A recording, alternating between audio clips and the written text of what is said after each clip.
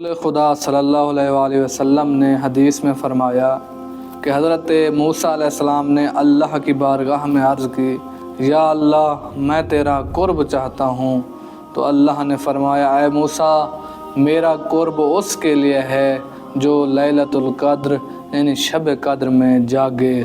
اور پھر حضرت موسیٰ علیہ السلام نے فرمایا، اے اللہ میں تیری رحمت چاہتا ہوں، تو اللہ نے فرمایا، اے موسیٰ میری رحمت اس کے لیے ہے جو شب قدر میں مساکین پر رحم کرے۔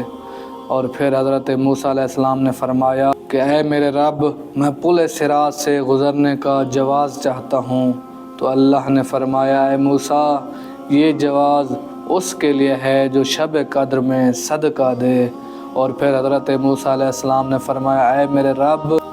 میں جنت میں اس کے پھل اور درخت چاہتا ہوں، تو اللہ نے فرمایا، اے موسیٰ یہ جنت کے پھل اور درخت اس کے لیے ہیں جو شب قدر میں سبحان اللہ پڑھے۔ اور پھر حضرت موسیٰ علیہ السلام نے فرمایا، اے میرے رب میں جہنم سے نجات چاہتا ہوں، تو اللہ نے فرمایا، اے موسیٰ جہنم سے نجات اسی کے لیے ہے جو شب قدر میں استغفار کرے۔